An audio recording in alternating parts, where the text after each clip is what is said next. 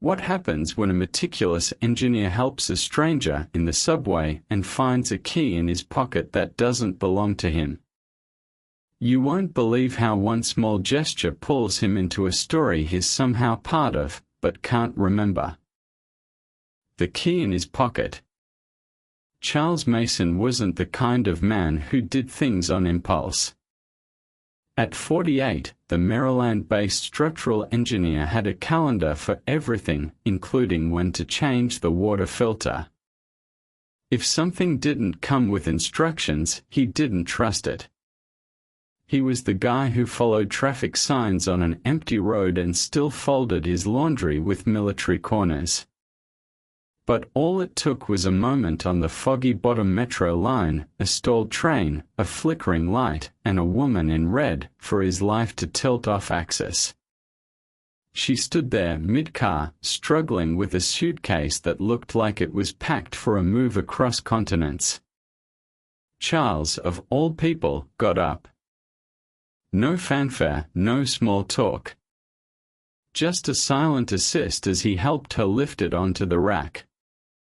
He didn't know what made him do it. Maybe the flicker in the lights. Maybe the way she stared at the suitcase like it had betrayed her. "Thanks," she said. Her voice was like a jazz note, clean, unexpected, and gone before you knew it. No smile. No extra words. Just that.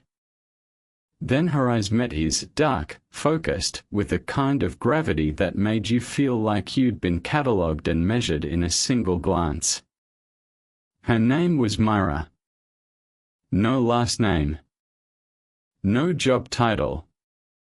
Just a presence. When the train jolted back to life, they stepped off at the same station. Walked for a block together in near silence. He asked nothing. She offered nothing. And just before she disappeared into the crowd, she turned slightly and said, "Take care." That should have been it. A small urban oddity in an otherwise predictable week. Except when Charles got home, shrugged off his coat, and emptied his pockets, something hit the hardwood floor. A key. Heavy. Old. Silver, with a red tag attached.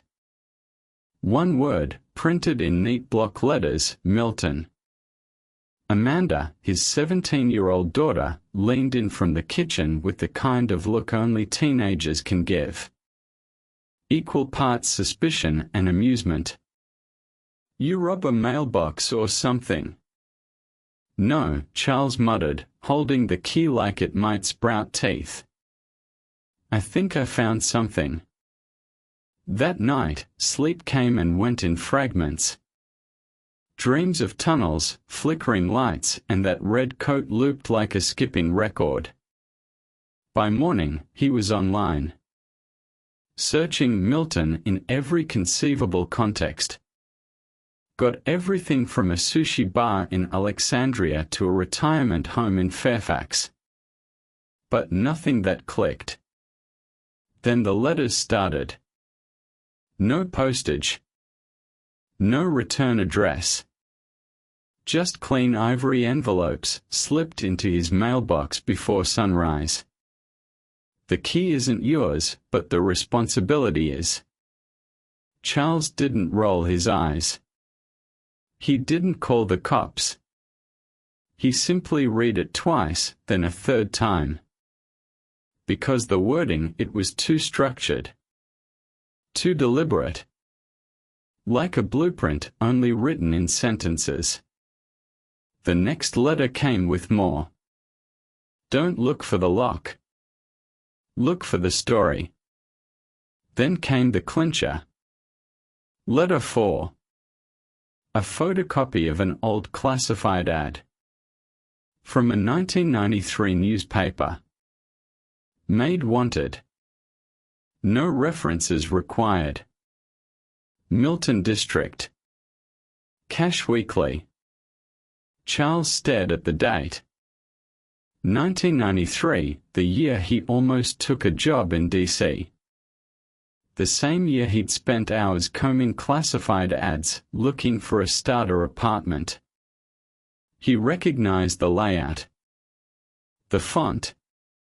It was like a relic from a parallel life. Now it was personal.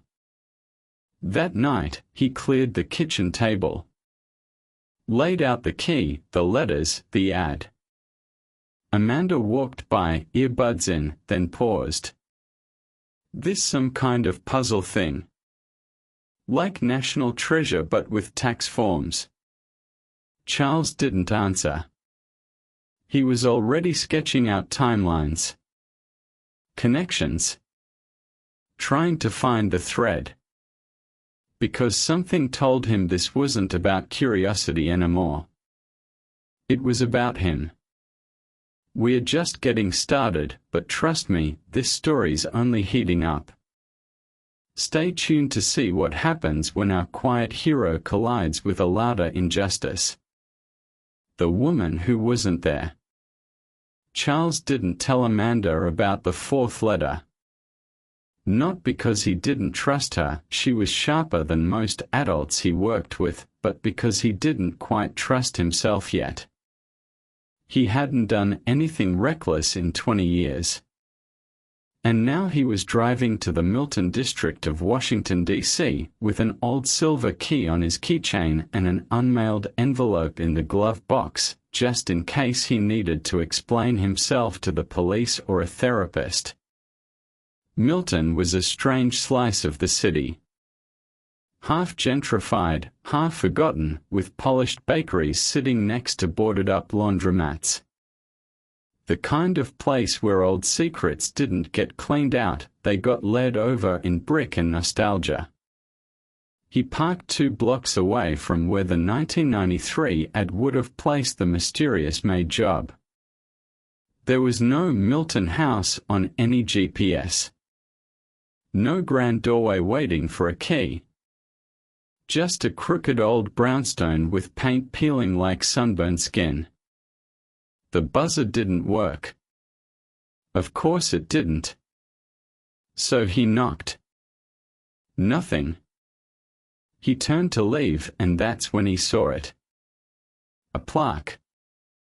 Half covered in ivy. Milton Residences, it read. Retirement home, maybe. Or it had been. The windows on the 3rd floor were dark. But the ground level. A faint flicker of light. Charles tried the front door. Locked. Then, almost on cue, he reached into his coat pocket. And the key was gone. Not dropped. Not misplaced. Gone. He stood there for a solid 30 seconds, checking pockets like a man in denial. Then, behind him, you shouldn't be here. He turned. It was her. Myra. The woman in red. But this time, no coat. A black blouse, simple skirt, clipboard under one arm. She looked different. Not older. Not younger. Just like she belonged to another version of reality than the one Charles had woken up in. He started. Not here, she said, already walking. You'll get the next piece soon. Just go home.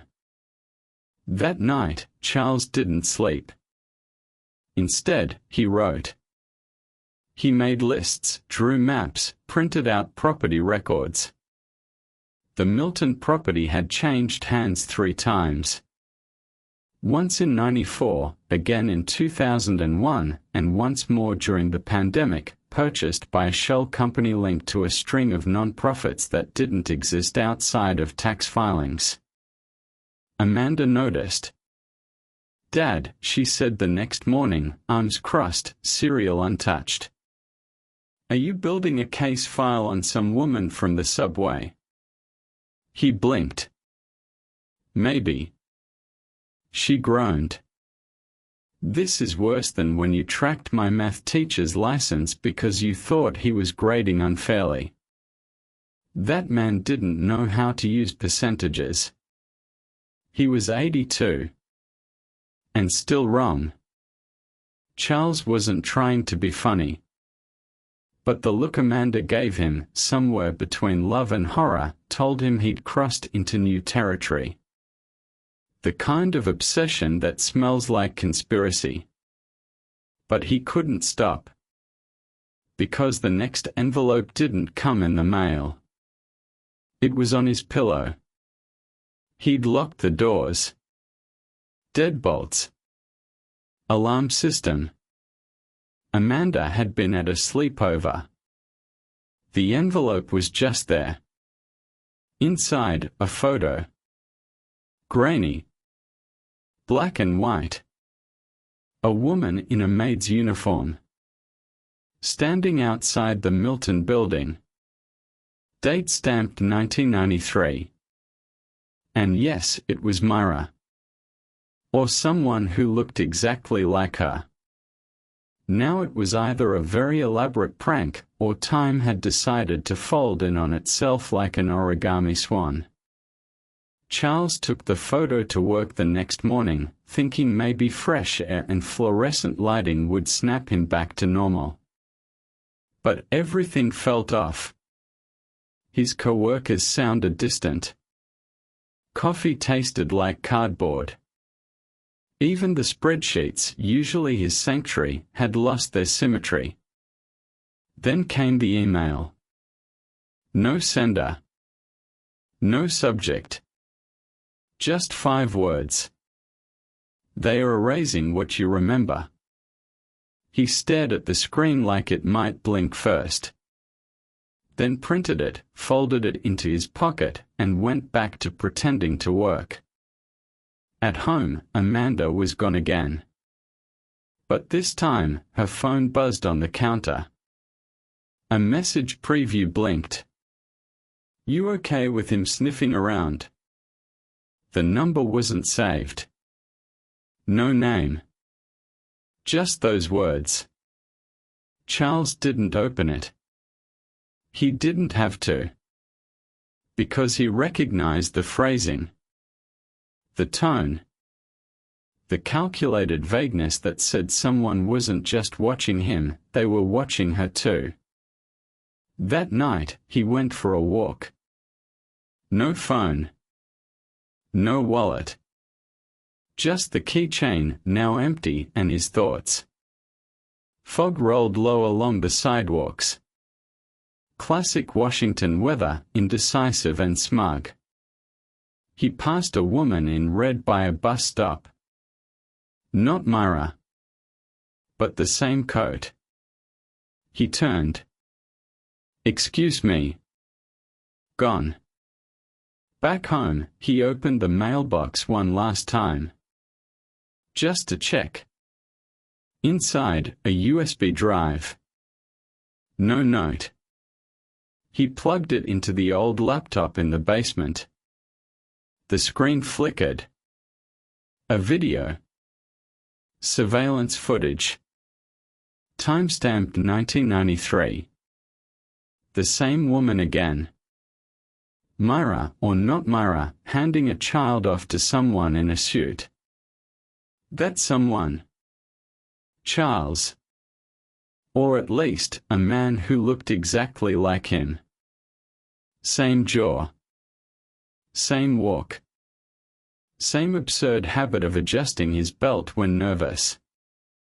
Charles recoiled from the screen.